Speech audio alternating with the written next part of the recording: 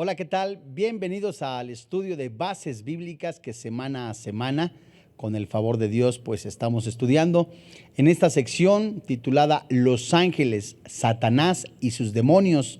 Y hoy veremos un estudio titulado Satanás en las iglesias. Y pues, si nos favorece el tiempo, lo terminamos, porque también la siguiente clase vamos a ver un tema impresionante, Satanás en la alabanza distorsionada. Y bueno, hay muchísimo que aprender en la palabra de Dios y hoy pues vamos a tomar como ejemplo lo que la Biblia nos dice, por supuesto, en las 7 iglesias que se escribieron, que Jesús dictó a Juan, y cómo pues se infiltró Satanás, la condición de algunos pseudo discípulos, algunos pseudo apóstoles que estaban pues en ese tiempo y que por supuesto hoy día la palabra de Dios se nos describe como en la carta de Pedro o en Judas, hoy día como pues son estos seres humanos y muchos, como dice el apóstol Pablo, discípulos de Satanás. Antes, pues si me lo permite, en lo que usted pues ya creo yo, junto conmigo ya se ha preparado para que el Espíritu Santo habla en nuestra vida, ya tiene su cuaderno, ya tiene su Biblia, sus hojas para hacer anotaciones. Si usted y yo nos ponemos de acuerdo, después de leer este salmo, el salmo número 8, parte de él, pues vamos a elevar una oración. Dice el Salmo 8, versículo 1. Oh Jehová, Señor nuestro, cuán glorioso es tu nombre en toda la tierra. Has puesto tu gloria sobre los cielos. De la boca de los niños y de los que maman fundaste la fortaleza. A causa de tus enemigos, para hacer callar al enemigo y al vengativo. Verso 3. Cuando veo tus cielos, obra de tus dedos, la luna y las estrellas que tú formaste, digo, ¿qué es el hombre para que tengas de él memoria y el hijo del hombre para que lo visites? Le has hecho poco menor que los ángeles y lo coronaste de gloria y de honra. Le hiciste señorear sobre las obras de tus manos. Todo lo pusiste debajo de tus pies. Ovejas, bueyes, todo ello, y asimismo las bestias del campo, las aves de los cielos y los peces del mar, todo cuanto pasa por los senderos del mar. Oh Jehová, Señor nuestro, cuán grande es tu nombre en toda la tierra. Vamos a orar. Padre, en el nombre del Señor Jesucristo, hoy delante de ti nos ponemos en tus manos. Gracias, papá, por este tiempo tan hermoso y precioso en el que tenemos como una familia en la fe, como un cuerpo en Cristo, como un edificio espiritual en que nos vas tú reconstruyendo, nos vas edificando con el poder de tu palabra. Te alabamos, te bendecimos en el nombre de Jesús. Estamos seguros que inclinas tu oído a nuestra oración y que todas las cosas que nosotros necesitamos, tú las suples. Padre, gracias porque también tienes cuidado de los que están en las cárceles, de los que están en los hospitales. Confiamos, papá, que tú has puesto en el corazón de tus discípulos, sensibles a tu voz, el ir y predicar el mensaje de salvación, de restauración y de sanidad en tu palabra. Confiamos también, Señor, que obras y bendices a este precioso país, los Estados Unidos mexicanos, esta bendita república, que tú bendices al presidente de la República, al licenciado Andrés Manuel López Obrador. Tú lo pusiste. Todas las autoridades son puestas por ti. Le bendecimos en el nombre de Jesús. Bendecimos su familia, bendecimos sus hijos y creemos, Señor, que tú has de tocar su corazón para que todo el gabinete también escuche la verdadera palabra de Dios, que el Espíritu Santo les toque y declaren a Jesús como su Señor y como su Dios. Señor, en el nombre de Jesús también ponemos en tus manos a cada gobernador, a cada presidente municipal, a cada alcalde. Sabemos que tú, Señor, les concedes el don del arrepentimiento conforme a tu voluntad. Bendecimos a Israel, a Jerusalén, tierra santa, preciosa. Les bendecimos en el nombre de Jesús porque Jesús es israelí. Jesús, el Mesías prometido, desciende de esa nación preciosa, humanamente hablando, espiritualmente hablando, has escogido esa nación. Bendecimos con la paz. Bendice, Señor, a esa preciosa nación, que conozcan a Jesús como el Mesías prometido. Te alabamos, te bendecimos en el precioso nombre que es sobre todo nombre, Cristo Jesús. Amén. Bien, pues vamos a comenzar en esta sección en donde cubrimos otra de las menciones de las falsificaciones de Satanás. Hoy en este caso, como bien les decía yo hace un momento, Satanás en las iglesias. Y pues sería la número 5 de las menciones que aparecen en la palabra de Dios. Y estudiando esas falsificaciones de Satanás, vamos a ver tan solo por mencionar o adelantar, solamente voy a mencionar yo los capítulos y versículos, ya que al término de ello, pues nos vamos a introducir de lleno a cada una de las iglesias en las que se mencionan en Asia, que escribiera Juan, dictadas por el Señor Jesucristo. Por lo menos, miren, en Apocalipsis, el mensaje a las 7 iglesias se describe. En el capítulo 2, versículo 9, se menciona la sinagoga de Satanás. En Apocalipsis capítulo 2, versículo 13, se menciona el trono de Satanás que estudiamos hace 8 días de una manera muy amplia. En Apocalipsis capítulo 2, versículo 24, se ve las profundidades de Satanás, así como en el capítulo 3, versículo 9, la sinagoga de Satanás. Bien, los creyentes, todos los cristianos genuinos son atacados tanto a escala personal como a nivel corporativo, es decir, a nivel iglesia. Al convertirse usted a Cristo, pues ya tiene 3 enemigos. Su propia carne, que Pablo menciona en Romanos capítulo 7, habita el pecado en la carne, en la materia.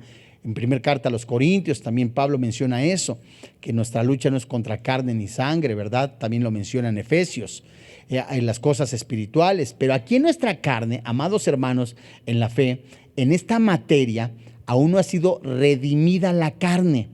Entonces, hasta que sea la glorificación, va a ser redimida esta carne, este cuerpo.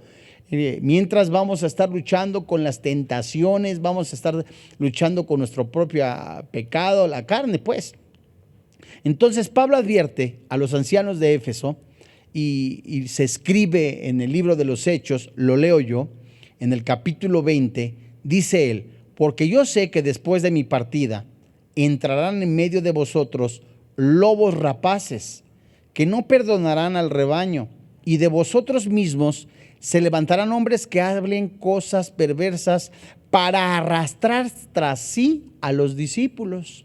Lo más triste, yo creo, que Pablo escribe porque él estaba segurísimo de la salvación, estaba segurísimo de la promesa de la glorificación. Por lo que escribe en las cartas, le dolía, le preocupaban humanamente hablando las ovejas, la doctrina. Entonces Pablo está advirtiendo cómo Satanás se mete, se infiltra en las iglesias.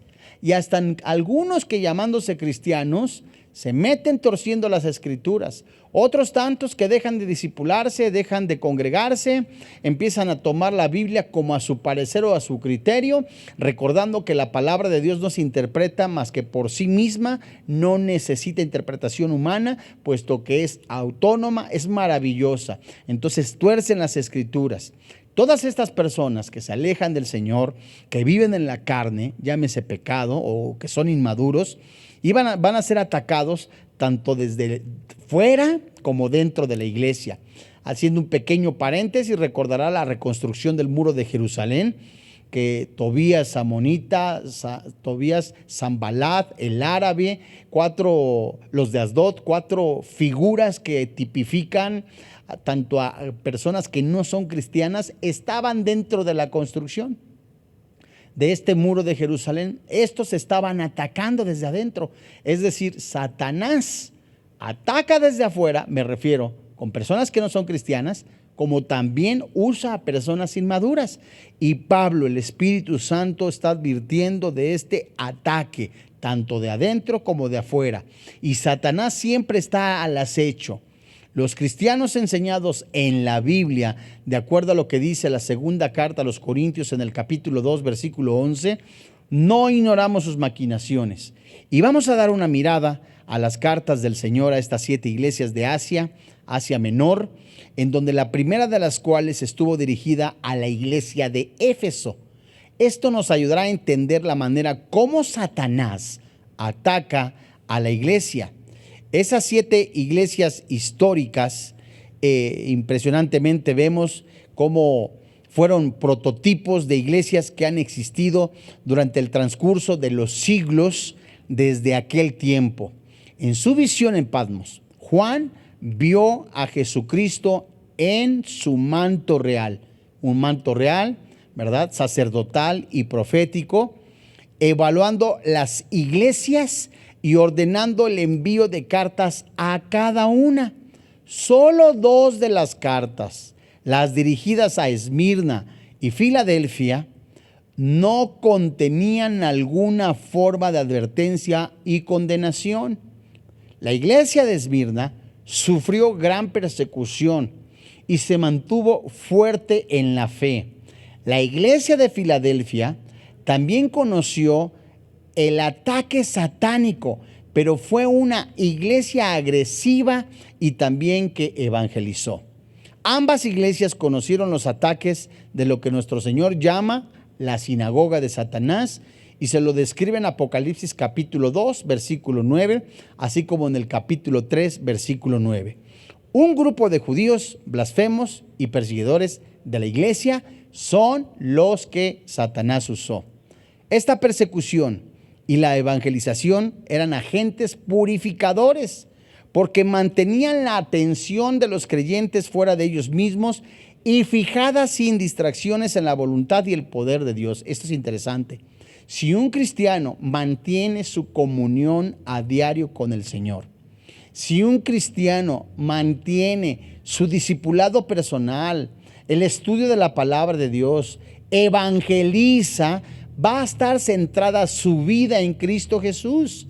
Al alejarse de eso, de ese estilo de vida, de esa convicción de vida, que es una santificación progresiva que debe de estar en todo creyente, se aleja, se empieza a enfriar.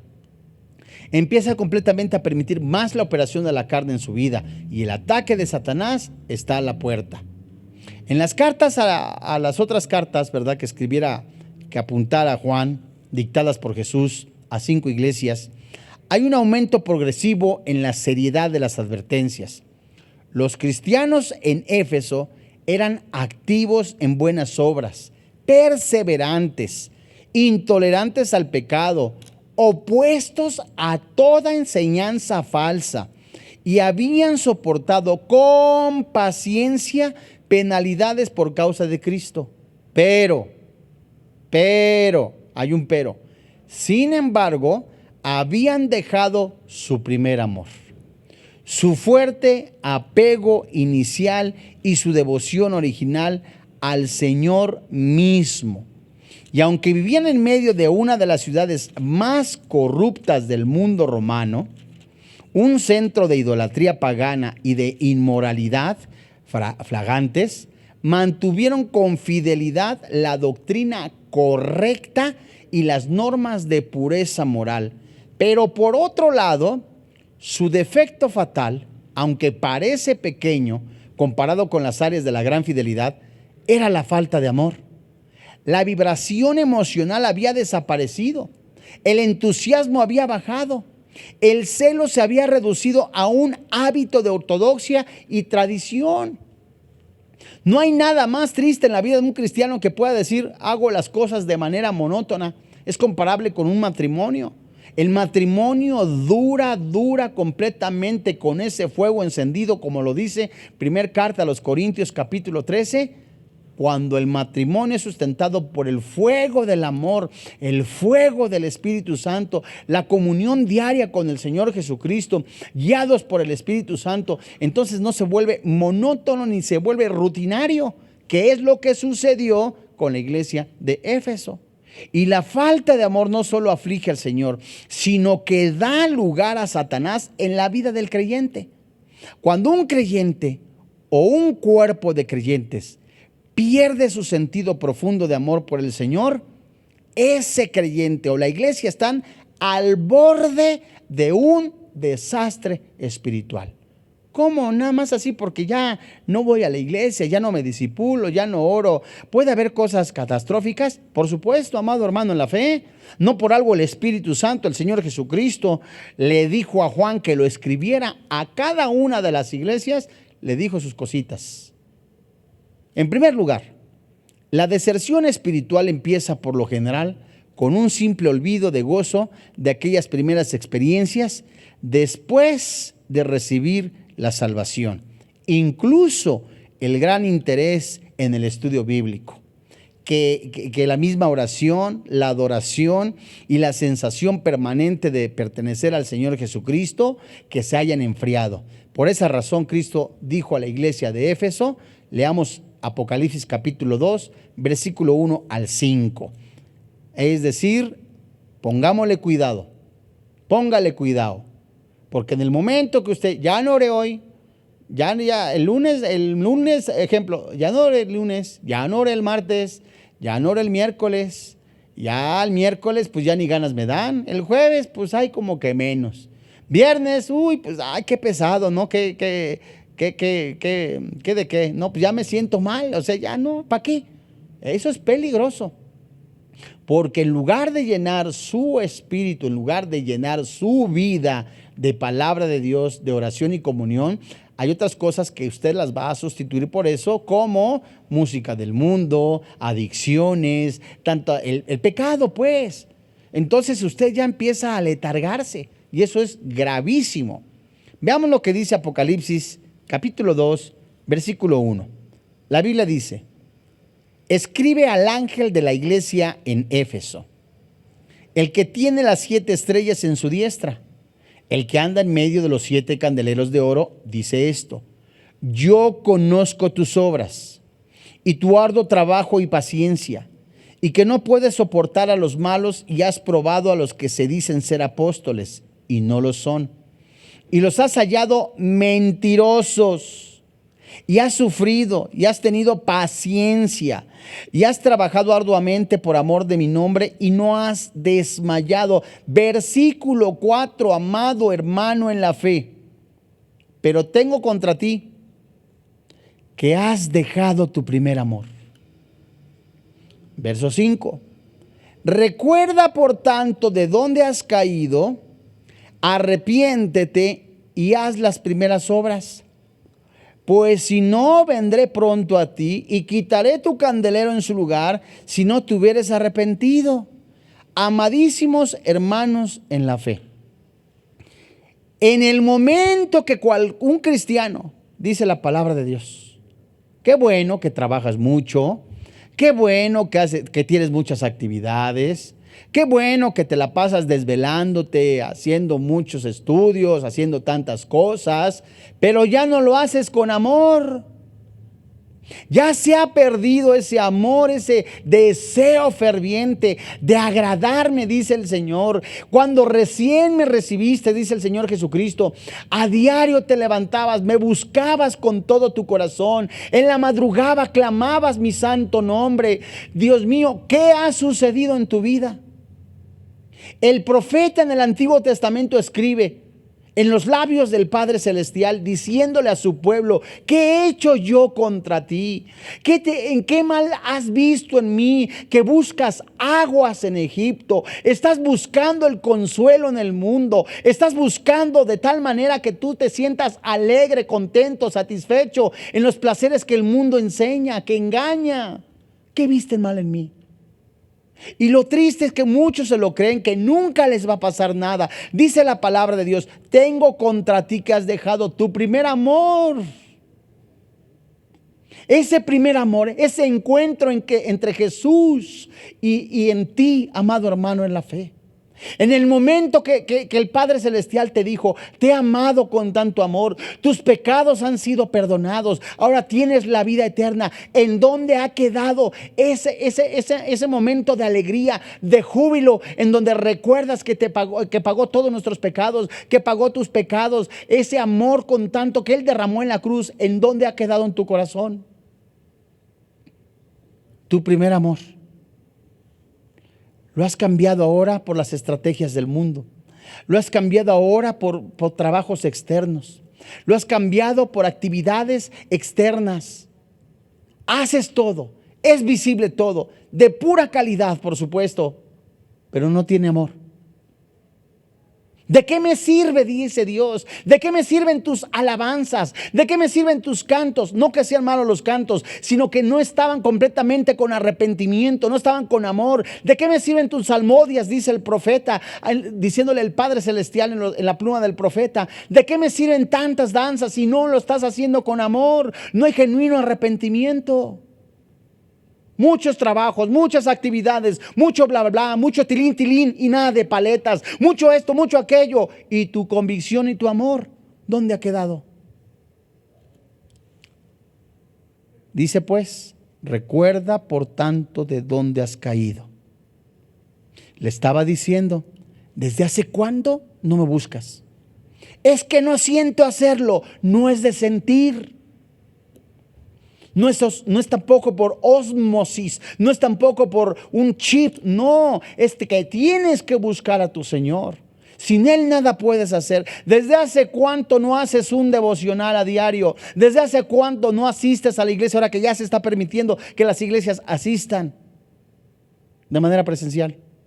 ¿Desde hace cuánto no revisas tu vida en la mañana, en la noche? Le dices, gracias por tu misericordia. ¿Desde hace cuánto?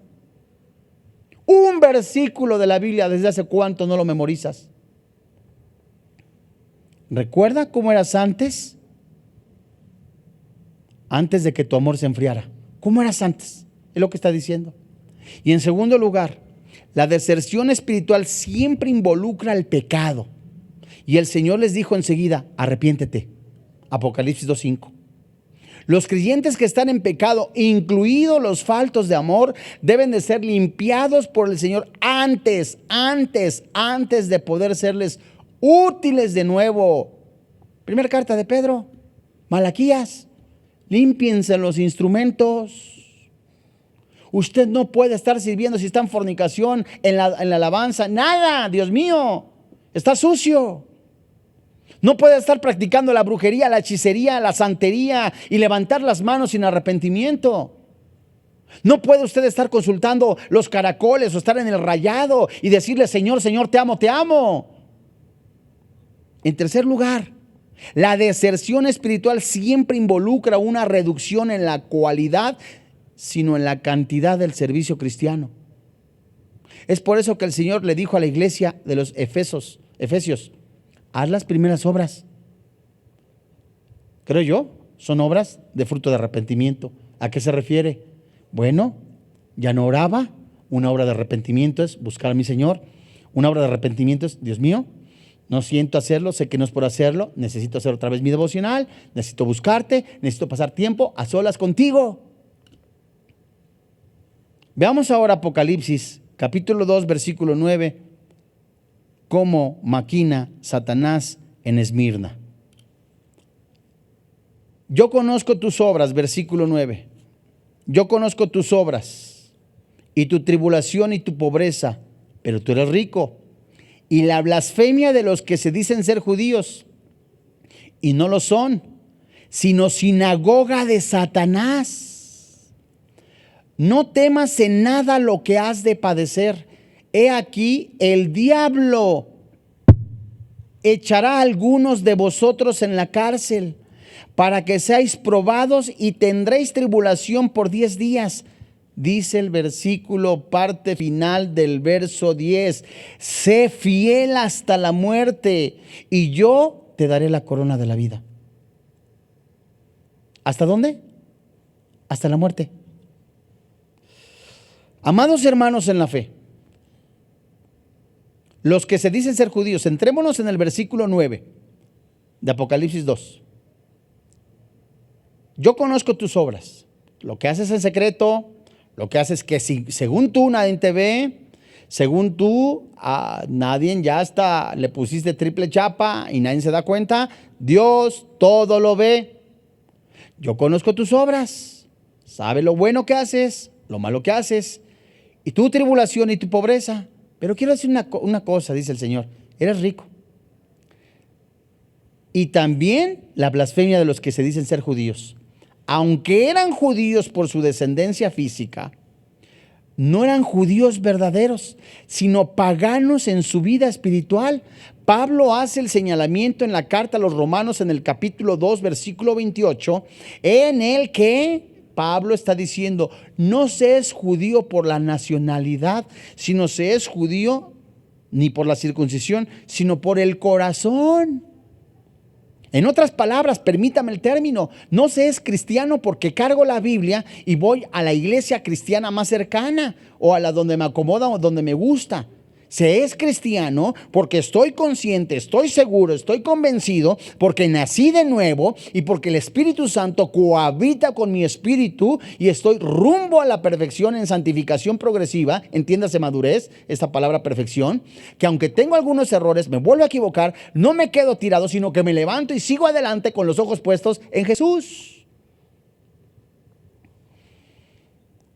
Habían muchos cristianos que se habían aliado con otros paganos para someter a cristianos a muerte en su intento perverso de aniquilar la fe cristiana.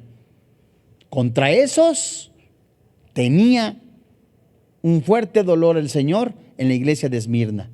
Cristianos que se aliaban con paganos para traicionar a cristianos. Cristianos que se decían judíos, judíos que no lo eran, cristianos que no lo eran, que se habían aliado con personas que no eran cristianas para tumbar a cristianos. Y eran la sinagoga de Satanás. Y con el rechazo de su Mesías, el judaísmo se había convertido en una herramienta de Satanás, tanto como el culto al emperador.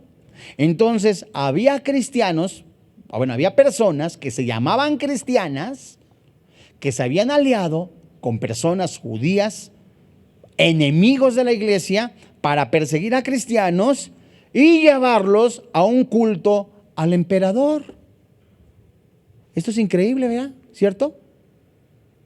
¿Habrá acaso algún cristiano o pseudo cristiano que se alíe con personas que no son cristianas para sacar provecho de los cristianos? ¿Habrá personas que se llamen cristianas o que profesen decir ser cristianos y que se junten con algunas personas que no lo son para sobornar, para hacer malos trueques o malos negocios y sacar dinero a cristianos? Esos eran los de Pérgamo, eran los de Esmirna. Es increíble. Vayamos a Apocalipsis, capítulo 2, ahora en el versículo 12. Y escribe el ángel de la iglesia en Pérgamo: el que tiene la espada aguda de dos filos dice esto: yo conozco tus obras y donde moras, donde está el trono de Satanás, pero retienes mi nombre y no has negado mi fe, ni aun en los días en que Antipas, mi testigo fiel, muerto entre vosotros, donde mora Satanás.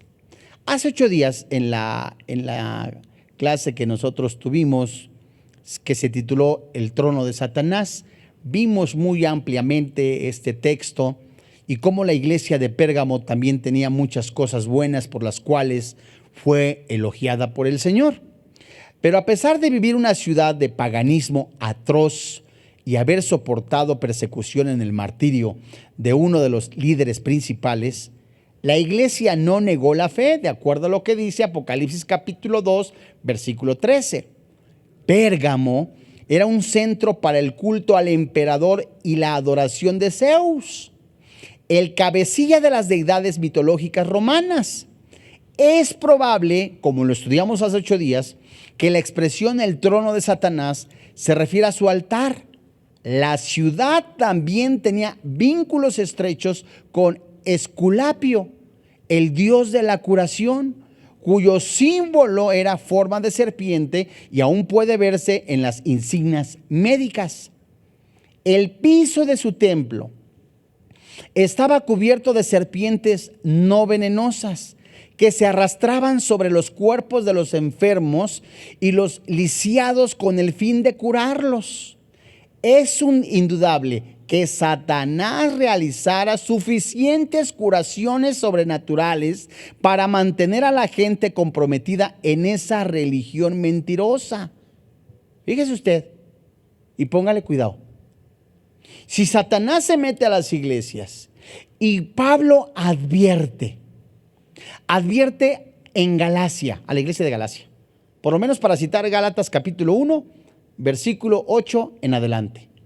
Si un ángel o yo mismo me les aparezco y les da otro evangelio, si es que este es evangelio, es anatema, es maldito. Si alguna imagen se aparece y te dice, ven y hazme un santuario en aquel cerrito, si se aparece una imagen en el metro, en el piso, en el árbol, en el lago, y dice, ven y ríndeme adoración, eso es una maldición, es una manifestación de Satanás. Dios mío, esto es impresionante, hace llorar imágenes. Pero por supuesto que cura a gente, da falsas curaciones. ¿Por qué le digo falsas curaciones? Porque los demonios no pueden curar. Si usted recuerda lo que hicieron los dos brujos que tenía Faraón, Dios manda a Moisés que toque el agua, ¿verdad? Con la vara, la toca, se convierte en sangre. Y entonces los brujos hicieron lo mismo. Lo que hizo Dios fue quitar y sanó. Los brujos nunca pudieron. Entonces, nos enseña a nosotros que lo único que sucede en una aparente curación de un brujo es cambiar los demonios del lugar, del cuerpo. Entonces, si alguien dice, impresionantemente, mira nada más, el santero mayor curó a fulano, a mengano, perengano. Bueno, el santero, el que tiene el rayado, es que fulano fue a ver a la Santa Muerte. No, hombre, le devolvió la vista. ¿Es creíble? Por supuesto que es creíble, porque detrás de eso está Satanás.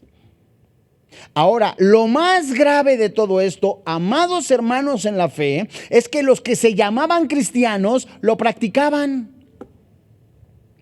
¿Dónde se ha visto que en algún momento algún cristiano vaya que le lean las cartas, ahora con pleno conocimiento de la verdad de Jesucristo?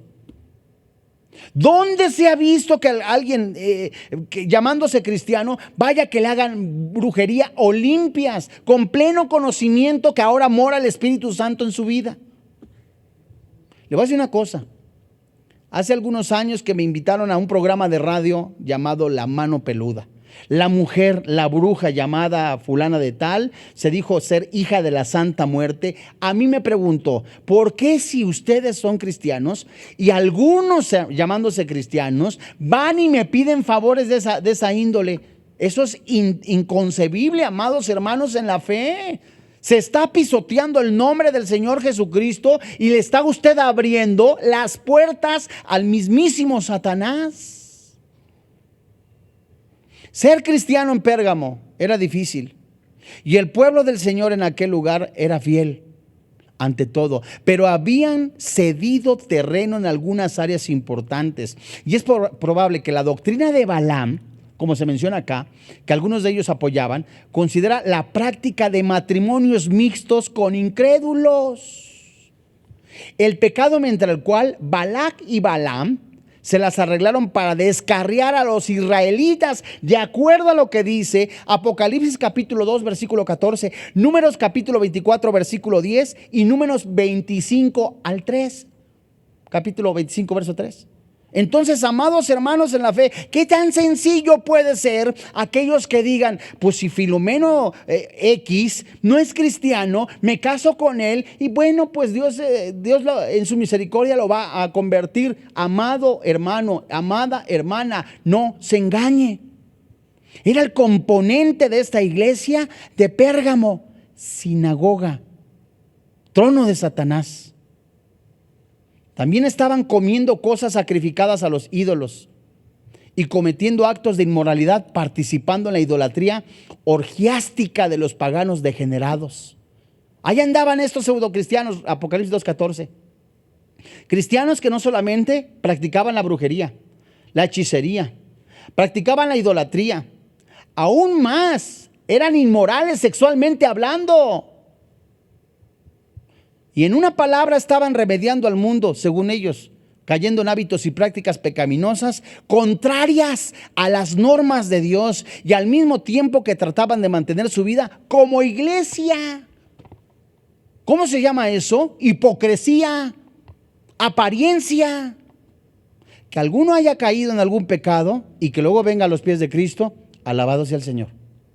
Que alguno haya resbalado moralmente y que reconozca el poder de la sangre de Cristo, que ya nos lavó y nos limpió, alabado sea el Señor.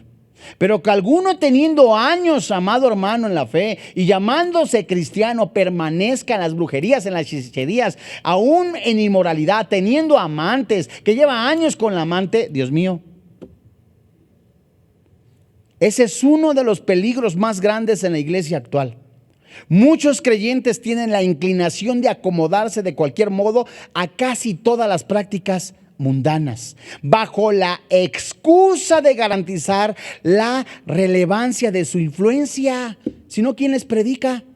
¿Dónde se ha visto que un muchacho, un joven, ¿verdad?, vaya, ¿verdad?, sin prudencia y que le predique a una prostituta? Por favor. Eso tienen que hacerlo mujeres maduras, por favor, bajo la excusa de garantizar, ¿verdad?, una influencia. No, Señor.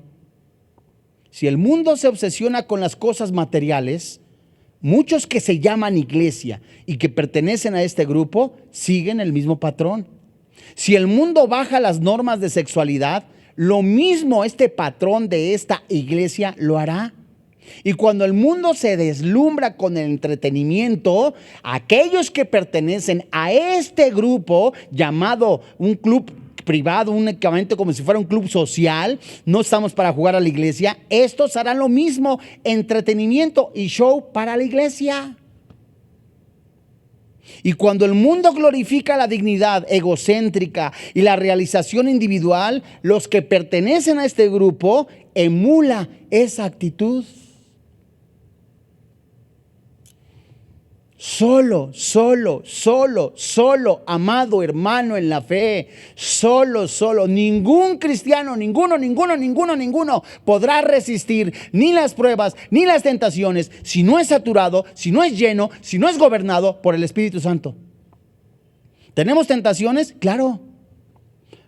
¿Algunas veces rebalamos? Por supuesto, pero hay poder en la sangre de Jesús.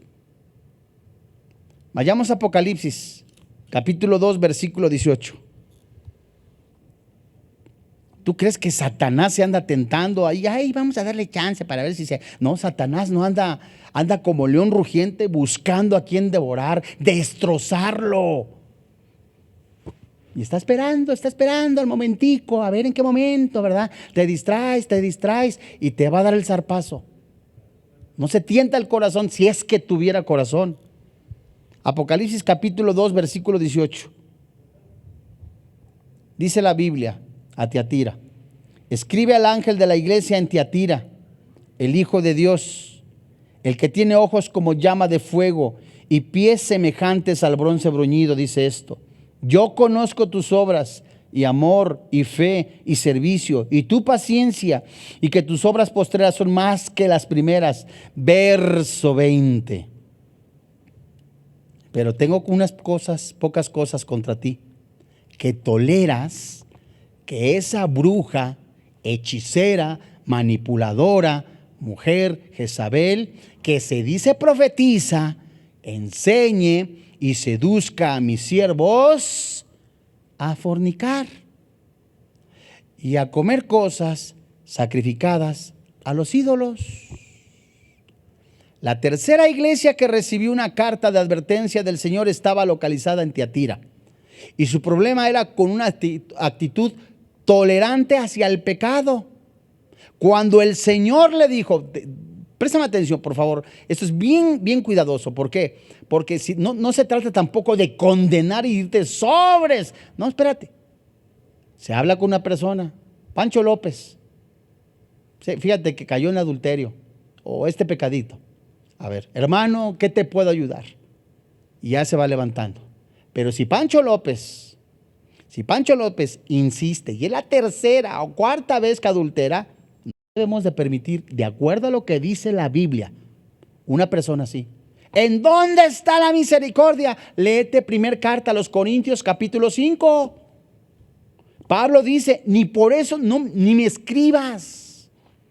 Un muchachito que estaba viviendo en fornicación con su madrastra. ¿Sabes qué? Sí, es salvo, pero entrégalo a Satanás, es decir, expúlsalo. Eso no se debe de permitir en la iglesia. Y vamos a releer Apocalipsis capítulo 2, versículo 19 al 20. ¿Por qué? Porque el Señor dice: conozco tus obras, tu amor y fe y servicio, sí, tu paciencia, y que tus obras postreras son más que las primeras, pero tengo unas pocas cosas contra ti. Estás permitiendo la brujería, estás permitiendo la manipulación, estás permitiendo la seducción. Eso es Jezabel. Estás permitiendo falsa palabra, manipulación, control, cosas emocionales. Pablo, haciendo un paréntesis, le dice a la iglesia de Gálatas: ¿qué te fascinó? Esa palabra, independientemente que significa hechizar, es controlar, impresionar emocionalmente a través de hechos sobrenaturales. ¿A quién no le encantan? O sea, yo quiero esto, quiero aquello, quiero el otro, quiero esto, quiero el otro. Y a la gente le encantan las emociones. Y Jezabel era lo que hacía. El niñito, su esposo, ¿verdad? El esposo de Jezabel, quería un terrenito. Y como el angelito no se le dio el terrenito, ¿verdad? Entonces fue llorando con Jezabel. Y Jezabel inmediatamente matar, todo lo hizo. Aquí tienes, mi chulito, el terrenito. O sea, pan y circo. Dice aquí: enseña y seduzca a mis siervos, Apocalipsis, cerrando el paréntesis, a fornicar y a comer cosas sacrificadas a los ídolos. La iglesia tenía muchas cosas buenas y por supuesto eran elogiables, pero se convirtió en una víctima de una falsa maestra que se había disfrazado como maestra de Dios. Amados hermanos en la fe, usted tiene el deber, como la iglesia de Berea, que lo que dice el ponente, el expositor, el maestro de la palabra de Dios, usted tiene el deber de ir al diccionario bíblico, de consultar comentarios, a ver qué es lo que dice la palabra de Dios, si verdaderamente lo que el expositor está diciendo es verdad. Y no diga un versículo, ¿verdad?, fuera del capítulo, un texto fuera del contexto, en el que únicamente lo usa para manipular. Y esta iglesia hacía eso. Esta mujer llevó a muchos, a los creyentes, a la adoración de ídolos y la inmoralidad sexual asociada con este culto. Y la iglesia y sus líderes la toleraron tanto y toleraron su doctrina, porque como estaba entrando lana, feria, plata, billete, pues ¿cómo? Si se nos van los clientes, hay que darles a los hermanos, entre comillas, lo que piden. No, mi hermano, el evangelio no se concesiona, la palabra de Dios no se prostituye, es verdad absoluta. ¿Quién se cree usted para prostituir la palabra de Dios? Nunca. ¿Qué dice el Señor en Apocalipsis capítulo 2, verso 22? El Señor le dio un tiempo más que suficiente para arrepentirse y negarse a seguir haciéndolo. Dios siempre, siempre, siempre, siempre, siempre habla antes de tiempo. He aquí, yo la arrojo en cama y en gran tribulación a los que con ella adulteran. Si no se arrepienten de las obras de ella, y a sus hijos heriré de muerte. Y todas las iglesias sabrán que yo soy el que escudriña la mente, el corazón, y os daré a cada uno según sus obras. El lecho del vicio sería convertido en un lecho de muerte para todos los que pertenecían en el pecado, y otras iglesias recibirían como una seria advertencia el juicio aplicado a esos creyentes. Jesús advirtió que incluso los creyentes más fieles nunca estarían fuera de peligro hasta el día en que estén con el Señor. Y mientras llegue el momento, bien sea por la muerte o por el regreso del Señor, la exhortación es: amado hermano en la fe, retén lo que tienes, que es la presencia de Cristo y las normas de su palabra. ¿Por qué crees que Dios, en el libro de Efesios, que vamos a estudiar más adelante, en este estudio de los ángeles, Satanás y sus demonios, vamos a estudiar hermosamente la armadura de Dios? que si los demonios existen, si existen, que si pueden poseer a un cristiano, no lo pueden influenciarle. ¿Qué diferencia hay entre los demonios, la operación de ellos y las obras de la carne? ¿Qué puede hacer un cristiano en el momento que se involucra con aquello y con lo otro? Lo vamos a ver claramente. Porque, amados hermanos en la fe, si el Espíritu Santo está diciendo, retén lo que tienes, aún más, tus obras tienen que ser mejores, me refiero a la intimidad con Dios. El Espíritu Santo nos está diciendo que la lucha es diario. Diario, diario, diario. No te puedes dar el lujo, perdóname la expresión, de dormirte en los laureles. Te sientas, gaseosa, ¿verdad? Palomas de maíz, disfrutar, soy salvo, aleluya, gloria a Dios. No, diario tenemos que buscar la presencia de Dios porque la carne es traicionera. Vamos a Apocalipsis, capítulo 3, versículo 1, hasta el 5. Escribe al ángel de la iglesia en Sardis, el que tiene los 7 espíritus de Dios y las 7 estrellas, dice esto: yo conozco tus obras, que tienes nombre de que vives y estás muerto. Sé vigilante y afirma las otras cosas que están por morir, porque no te he hallado tus obras perfectas delante de Dios. Verso 3. Acuérdate pues de lo que has recibido y oído, guárdalo y arrepiéntete, pues si no velas, vendré sobre ti como ladrón, y no sabrás a qué hora vendré sobre ti. Versículo 4. Pero tienes unas pocas personas en Sardis que no han manchado sus vestiduras y andarán conmigo en vestiduras blancas, porque son dignas. Verso 5. El que venciere será vestido de vestiduras blancas, y no borraré su nombre del libro de la vida, y confesaré su nombre delante de mi Padre y delante de sus ángeles.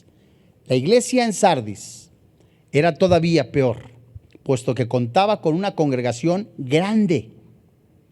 Tenía muchas actividades.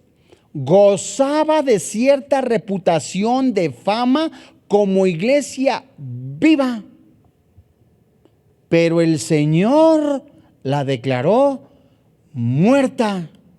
Apocalipsis 3:1. La ciudad de Sardis era un sinónimo de opulencia, y la palabra Creso, que hoy significa potentado y magnate, proviene de una alusión a la riqueza exorbitante del rey Creso, quien gobernó sobre el antiguo reino de Lidia, del cual Sardis era la capital.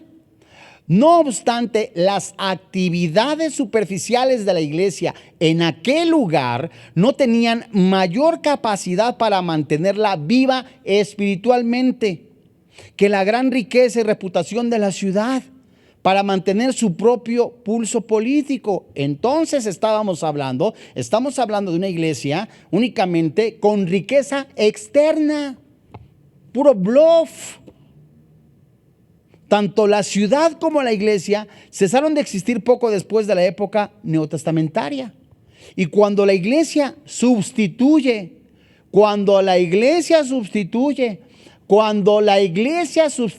al Señor y su obra con programas, no me refiero a programas santos, sino a programas únicamente donde se lucra con dinero, sacar dinero únicamente para motivar a la gente y no llevarla a un genuino arrepentimiento a través de actividades, ceremonias, acciones humanas, humanistas, no humanitarias, humanistas, se convierten en un cadáver espiritual. ¿Por qué? Porque dice que contaba con fama. Es que es la línea tan delgadita, amado hermano en la fe. Hay mucho trabajo, sí es cierto, pero todo tiene que llevar, toda actividad que nosotros hagamos tiene que ir empapada con el poder del Espíritu Santo.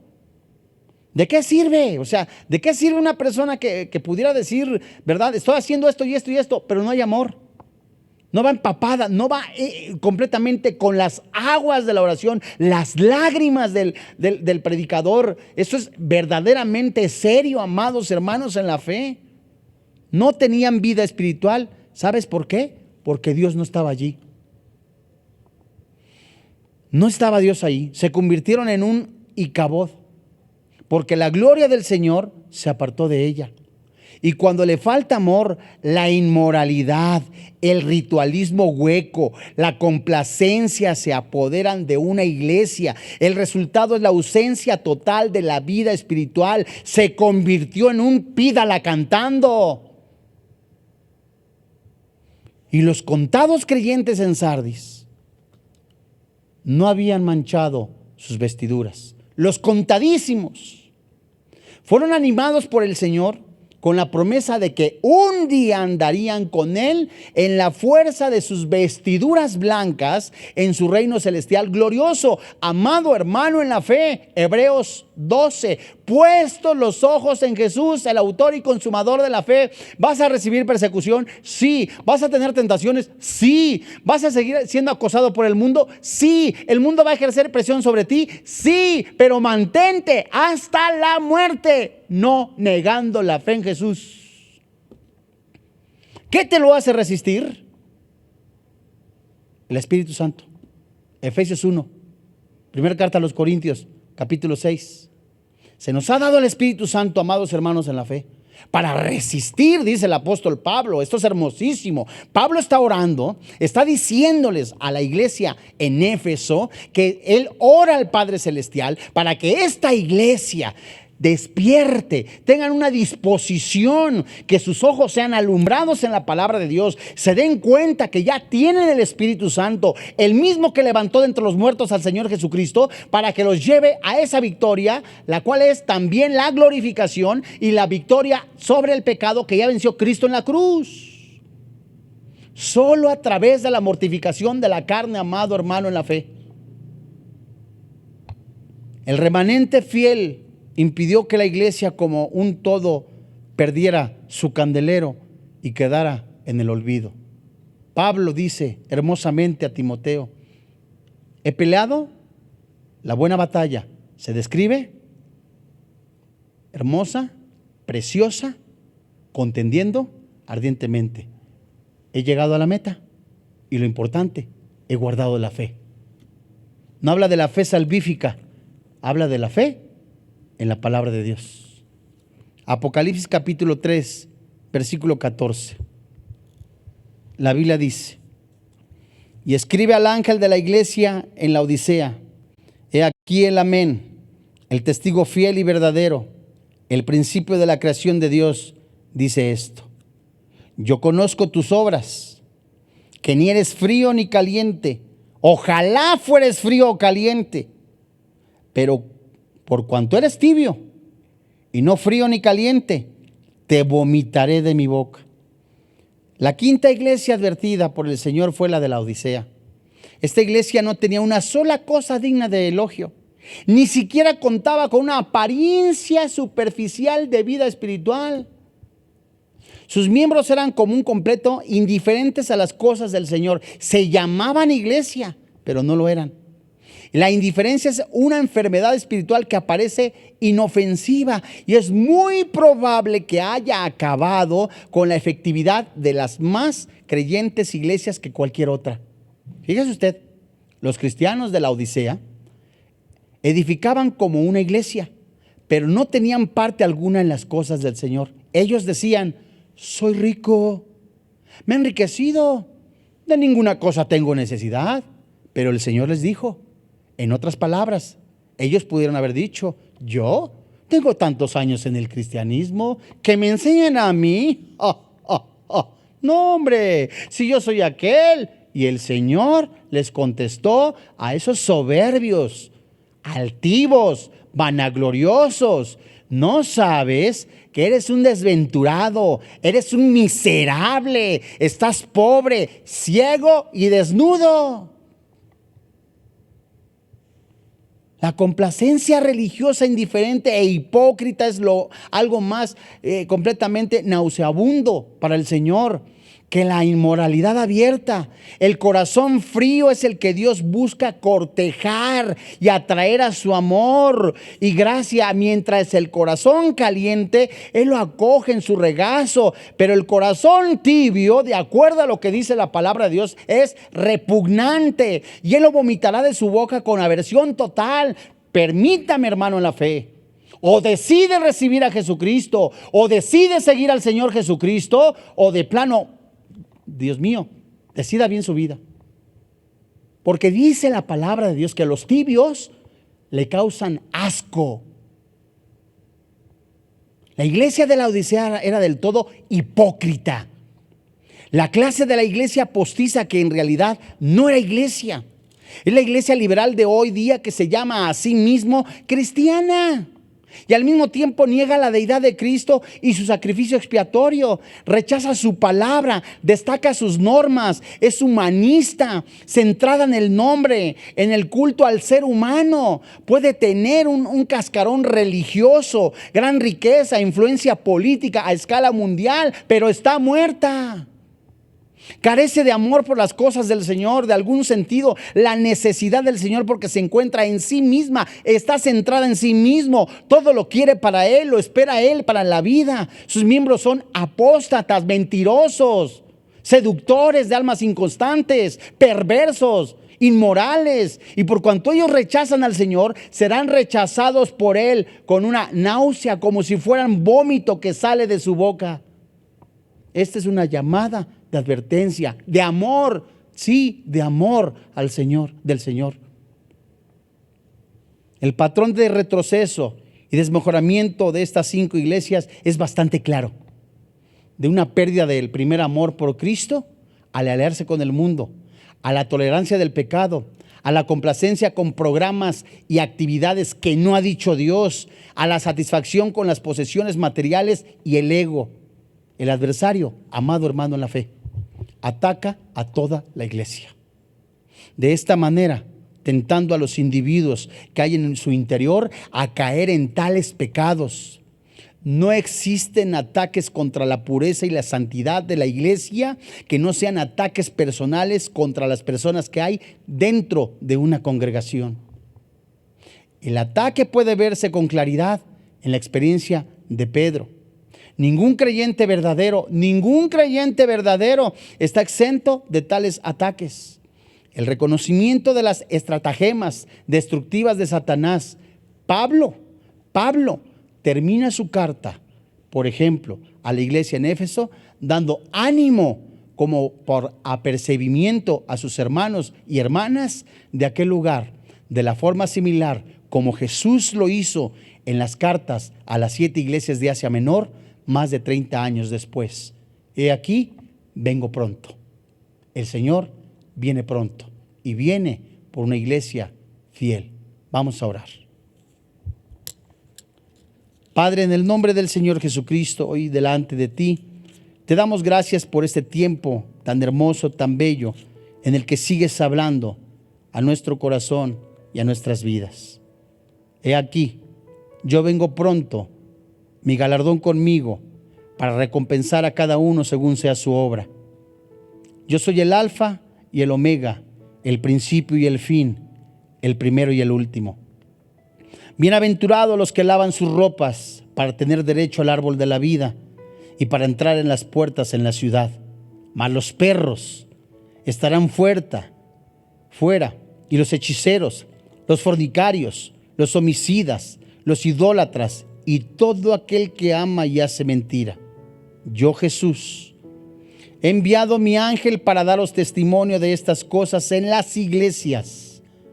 Yo soy la raíz y el linaje de David, la estrella resplandeciente de la mañana. Y el espíritu y la esposa dicen, ven. Y el que oye diga, ven. Y el que tiene sed, venga. Y el que quiera tome del agua de la vida gratuitamente. Yo testifico a todo aquel que oye las palabras de esta profecía, de este libro. Si alguno añadiera estas cosas, Dios traerá sobre él las plagas que están escritas en este libro. Si alguno quitare de las palabras de este libro, de esta profecía, Dios quitará su parte del libro de la vida y de la santa ciudad y de las cosas que están escritas en este libro. El que da testimonio de estas cosas dice, ciertamente vengo en breve. Amén. Ven, Señor Jesús. Padre, en el nombre del Señor Jesucristo, te damos gracias y hoy en este día hemos confiado y confiamos en tu gracia y en tu misericordia, que todos como cristianos hemos fallado en algún área de nuestra vida. Hoy creemos y ponemos delante de ti nuestra vida, nuestro corazón, nuestra mente. Confesamos nuestros pecados.